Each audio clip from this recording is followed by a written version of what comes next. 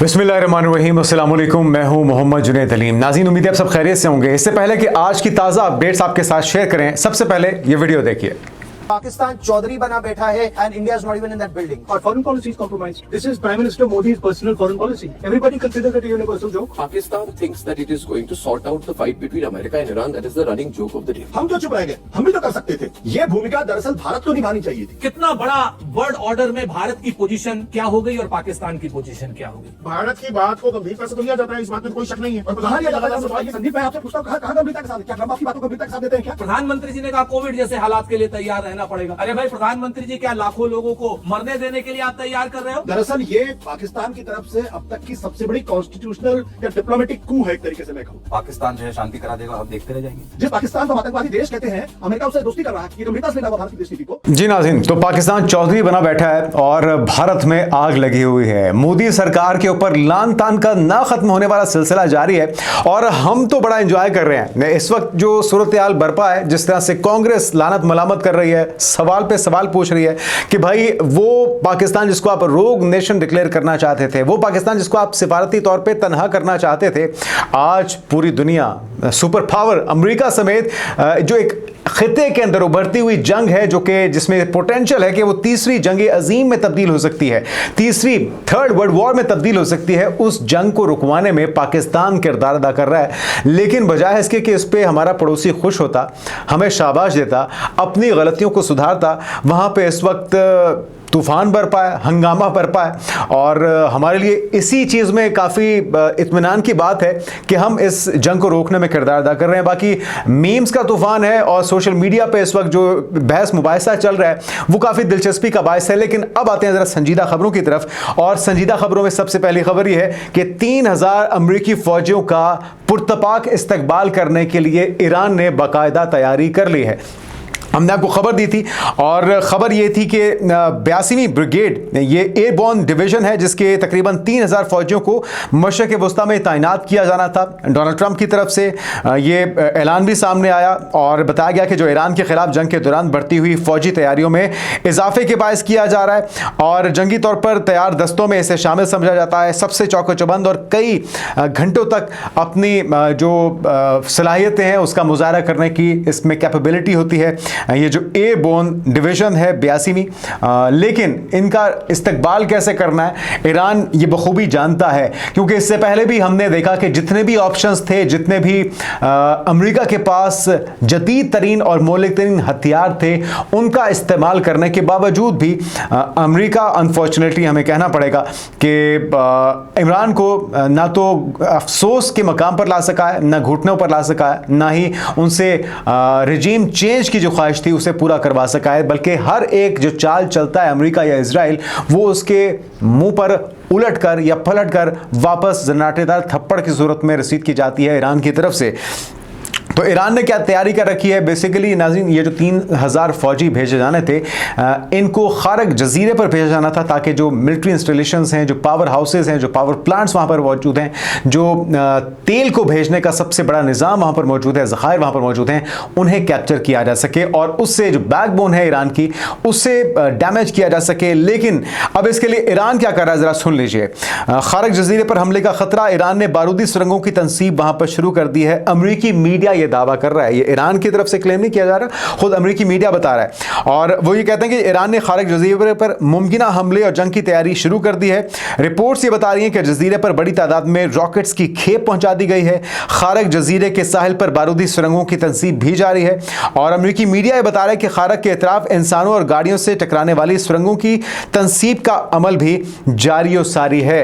तो Donald Trump या फिर अमेरिकी अवाम अगर अपने फौजियों के जनाजे उठाने के लिए तैयार हैं तो वो ज़रूर शौक से अपने फौजियों को भेजें, वरना अगर ऐसी गलती की जाती है तो ये एक और बड़ी हिमाकत साबित होगी और ये खुदकुशी के मुतरादिफ होगा उन तमाम फौजियों के लिए 3000 जो ईरान में बूट्स ऑन ग्राउंड को यकीनी बनाने के लिए वहाँ पर उतरने की नाकाम कोशिश करेंगे। साथ में नाज़रीन एक और जो ख़तरे की घंटी हम देख रहे हैं वो इज़राइल के लिए और अमेरिका के लिए बराह रास्त बज चुकी है।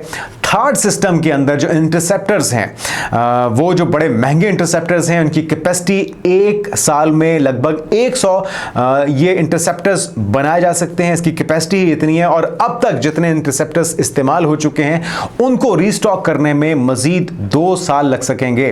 तो ये एक बहुत बड़ी अलार्मिंग सूरत हाल है और इससे मुतालिक बताया जा रहा है, जिसे इंडियन मीडिया भी रिपोर्ट कर रहा है, फर्स्ट पोस्ट की तरफ से रिपोर्ट किया गया, ऑपरेशन एपिक फ्यूरी के दौरान अमेरिका के थार्ड मिसाइलों का लगभग 1/3 हिस्सा अब तक इस्तेमाल हो चुका है, यानी कि 1/3 जो है वो इस्तेमाल हो चुका है। अब सिर्फ 1/4 हिस्सा बाकी रह चुका है और इस्राइल को ईरान की जानिब से आने वाले सैकड़ों मिसाइलों का सामना है। मिसाइल दिफा अब वक्त की कमी, पैदावारी हुदूद और स्ट्रेटेजिक खतरात के खिलाफ एक दौड़ बन चुका है। और अगर आपके पास इंटरसेप्टर्स खत्म हो गए, यानी कि इस्राइल के पास इंटरसेप्टर्स ही खत्म हो गए, तो वो फिर आयरन डोम हो या थार्ड हो, अपना दिफा वो जो कि पहले ही उसको रोकना जो ईरानी मिसाइल्स हैं एक बड़ा चैलेंज बना हुआ है। अगर इंटरसेप्टर्स ही खत्म हो गए, एक तो उनकी लागत बहुत ज़्यादा है, मिलियंस ऑफ डॉलर्स का एक मिसाइल चलाना पड़ता है। जब वहां से 10-15 हज़ार का कोई ड्रोन आता है या कोई मिसाइल आता है चंद हज़ार डॉलर्स का, उसको रोकने के लिए मिलियंस ऑफ डॉलर्स का इनको इंटरसेप्टर्स यूज करने पड़ते हैं और वो भी आउट ऑफ स्टॉक होते जा रहे हैं। उसमें से 1/3 हिस्सा इस्तेमाल हो चुका है। इसकी अगर थोड़ी सी तफसीलात आपके साथ नाज़रीन शेयर करें तो ये बताया जाता है कि कसीर सतही मिसाइल दिफाई निज़ाम बाहमी हम आहंगी पर इन्हिसार करता है।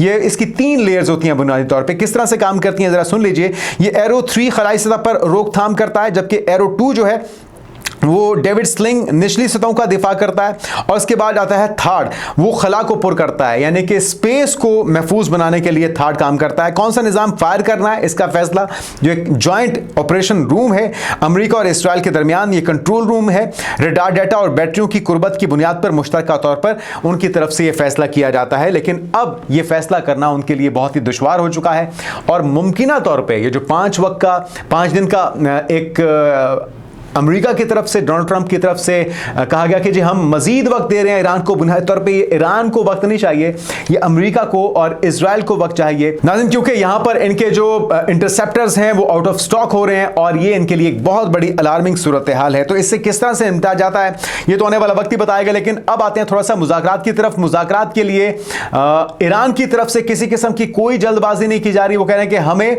इनकी ये 14 से 15 जो शराइत हैं ये नामंजूर हैं और अब तो वैसे भी अमेरिका इस पोजीशन में नहीं है कि वो अपनी शराइत मनवा सके। हाँ, इस जंग के आगाज से पहले अगर बैठकर बात की जाती इंसानों की तरह समझ बूझ के साथ और स्टीव विटकॉफ और जेरेड कुशनर जैसे जो टाउट्स हैं, जो मोसाद के एजेंट्स हैं, उनको अगर इन मुज़ाकरात में शामिल ना किया जाता तो शायद कोई मस्बत नतीजा निकल पाता। लेकिन अब इसकी जो उम्मीद है वो बहुत कम रह चुकी है और ईरान की तरफ से अभी तक वो जो 15 नुकाती एजेंडा है उसे यकसर मुस्तरद कर दिया गया है।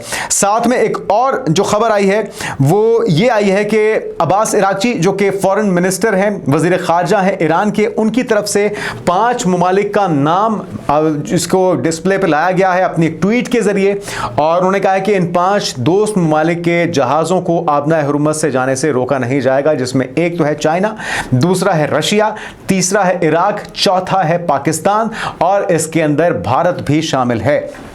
तो अब इन 5 ममालिक के लिए तो इजाज़तनामे मिल गए। बाकी भी जो ममालिक हैं वो जिस तरह से हम जानते हैं कि पहले ईरान कह चुका है कि आप डॉलर्स की बजाय यौन में पेमेंट कीजिए और उसके बाद हम आपके जहाज़ों को जाने की इजाज़त दे सकते हैं। तो अभी तक की सूरत हाल के मुताबिक नाज़रीन जो ताज़ा कार्रवाइयाँ हैं वो भी आपके साथ शेयर किए देते हैं। ईरान ने अमरीकी शराइत पर जंगबंदी मुस्तरद कर दी है। जंग का खात्मा वो कहते हैं कि सिर्फ ईरान की शराइत पर होगा। ईरान कहता है कि हम आपकी कंडीशन पर नहीं, अपनी कंडीशंस पर मुज़ाकरात करेंगे। और जिस तरह से हमने आपको कहा था कि 48 घंटे गुज़श्ता रोज थे, अब ये 24 घंटे हो चुके हैं।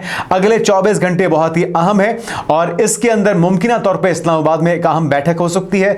जेरेड कुशनर, स्टीव विटकॉफ को यकसर उनके नाम मुस्तरद कर दिए हैं। ईरान ने कहा है कि हमें ये जो इजराइल के दलाल हैं, ये टाउट्स हैं। हाँ, दलाल से याद आया कि जयशंकर साहब अपनी शर्मिंदगी छुपाने के लिए अब मीडिया का सामना तो कर नहीं पा रहे और जब उनसे सवाल पूछा जाता है कि भाई भारत कहाँ खड़ा है, भारत जो विश्व गुरु बनते हैं मोदी जी, उनका तो कहीं नामो निशान नहीं है इस जंग को रुकवाने में। क्या न 3 में न 13 में, हाँ जिस वक्त जंग शुरू होनी थी उस वक्त इजराइल दुबक कर पहुंच गए थे और एक दूसरे को बगलगीर हुआ जा रहा था, मेडल्स पहनाए जा रहे थे और उसके बाद इजराइल ने ईरान पर हमला कर दिया। लेकिन जयशंकर साहब कहते हैं कि जी हम दलाल नहीं है पाकिस्तान की तरह कि दरमियान में मसालिहत का किरदार अदा करते हैं। तो शर्म से डूब मरना चाहिए जयशंकर साहब को इस बयान के देते हुए कि वो मुल्क जो कि आलमी जंग होने से रोकने के लिए अपना किरदार अदा कर रहा है और हमारे तो दीन का हिस्सा है, हमारे तो ईमान का हिस्सा है, अल्लाह ताला की खुशनुदी के लिए हम इस मसालिहत में अपना किरदार अदा कर रहे हैं। और अगर हम इस जंग को रुकवाने में अपना किरदार अदा कर सके तो हमारे लिए बायसे फख्र होगी बात। हमें इस चीज़ पे ना सिर्फ खुशी है बल्कि फ़ख्र है कि हम इस जंग को रुकवाने में किरदार अदा कर रहे हैं। और बैरूनी मुल्क 4 वो इस वक्त किरदार हैं जिन्हें पाकिस्तान के मसालिहत के किरदार पर एतराज़ हो रहा है। एक तो भारत है, वहाँ पे इस वक्त सफ़े मातम बिछा हुआ है, रोना पीटना वहाँ पे लगा हुआ है, चाहे वो गोदी मीडिया हो या फिर भाजपा सरकार हो। दूसरा मुल्क है जनाब इजराइल और तीसरा मुल्क है अफगानिस्तान। लेकिन चौथा वो करैक्टर कौन सा है आप सोच रहे होंगे। हमारी अपनी सफ़ों में भी कुछ नादान दोस्त हैं, कुछ सियासी मुखालफिन हैं जो कि इस वक्त पॉइंट स्कोरिंग के लिए मौजूदा हुकूमत को तनकीद का निशाना बना रहे हैं, लेकिन उन्हें होश के नाखून लेने चाहिए। और इस वक्त हुकूमत को आपकी सपोर्ट की ज़रूरत है। और हम तमाम जो इकाइयाँ हैं, तमाम स्टेक होल्डर्स हैं, चाहे वो अवाम हो, चाहे वो अदलिया हो, चाहे वो अफवाज हो, चाहे वो पॉलिटिकल पार्टीज़ हो या हुकूमत हो, इन सभी को, तमाम शोबों को, तमाम लोगों को, तमाम अवाम को कौम की तरह हुकूमत के साथ खड़ा होना चाहिए। और अगर पाकिस्तान की कोशिशों से ये जंग रुक जाती है तो इससे बड़ी खुशी की बात हमारे लिए हो नहीं सकती। लास्टली नाज़रीन, ईरान की तरफ से एक तो अपनी शराइत पे मुज़ाकरात करने की बात की जा रही है और कह रहे हैं ईरान ने इलाकाई सालिस के जरिए पैगाम पहुंचा दिया, अपना दिफा जारी रखेंगे। और एहलकार ने 5 मखसूस शराइत बयान की हैं जिनके तहत ईरान जंग के खात्मे पर रजामंद होगा। इसमें शामिल है दुश्मन की तरफ से जारी और कत्ल गारत को फौरी तौर पर रोकना होगा, इस्लामी जमहूरिया पर दोबारा जंग मुसल्लत ना होने की यकीन दहानी के लिए ठोस मैकेनिज्म वो चाहते हैं और तमाम महाजों और खित्ते में शामिल तमाम मज़ामती गिरोहों के लिए जंग का इख्तिताम चाहते हैं और अपना हुर्मुज़ पर इख्तियार ख़त इस्तेमाल करने और ईरान के खुद मुख्तार हक़ के बारे में बैनुल-अक़वामी तस्लीम और ज़मानतें चाहते हैं। और जितना नुकसान हुआ है वो कहते हैं कि जी हमें उसका अज़ाला भी चाहिए।